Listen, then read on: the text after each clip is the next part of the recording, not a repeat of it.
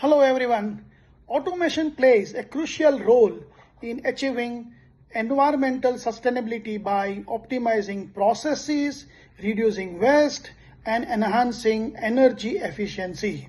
The automation can minimize resource consumption, lower greenhouse gas emission. Automation enables smart factories. In this scenario, data collection and digital transformation drives efficiency and waste reduction. The autonomous manufacturing system and predictive maintenance minimizes human intervention and optimizes energy use. All these factors can help contribute to a circular economy.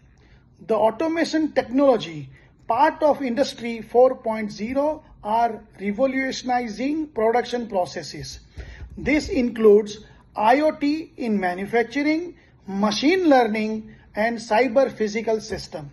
AI also plays a very important role in advancing sustainability across various sectors by enabling efficient resource management, predictive analysis, optimization of complex systems.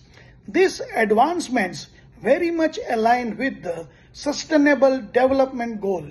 Key aspects of automation for sustainability are energy efficiency, waste reduction, renewable energy integration, improved supply chain management, smart manufacturing, waste management, etc. Thank you so much.